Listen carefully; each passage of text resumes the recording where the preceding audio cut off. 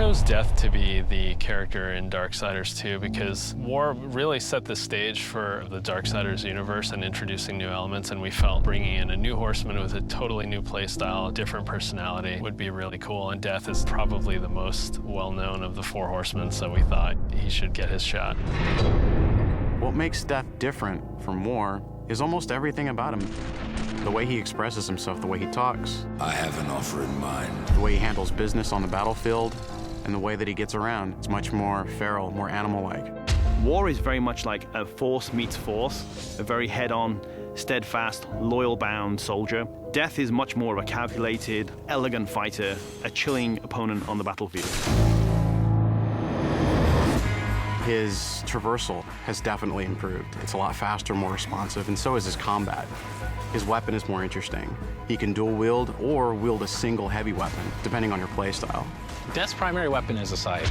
It's kind of a unique one. It's sort of a multi-purpose Swiss Army scythe. He can use it with two different blades. He can attach it together to form the more traditional Reaper scythe. He can use it as a polearm. Of course, he doesn't stop that. He'll pretty much use any weapon that's made available. You can get big axes, you can get crazy cool claws, big iron fists, and he'll even shoot guns. I mean, he'll use anything that he can, really. The main improvement from Darksiders 1 to Darksiders 2 was depth. We wanted to make the game more involved. We wanted to have more context. We wanted the player to really feel like they're in a real world with people living there, stuff going on, things going on.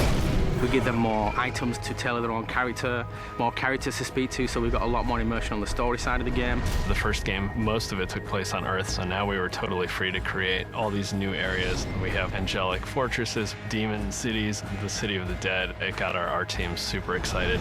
On top of that, there's a lot of weapons and armor, and obviously the new character as well, Death.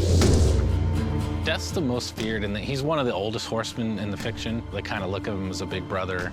He's feared just because when he really gets down to business, he is the death dealer. That's sort of his thing. He wears his mask as an executioner's mask. That's his trade, that's his business. He takes people down. He doesn't wait for things to happen, he causes them to happen. So it's a much more aggressive style of game and a more aggressive character. I mean, I guess it's all wrapped up in his name, right? War implies some conflict, but Death's the final end. Who doesn't fear that? A few words describe Death: cold and calculated. Agile, both in the way he fights and the way he deals with situations. My favorite word to describe Death is definitely arrogant. He's an opportunist. If I could describe Death in one word, it'd probably badass.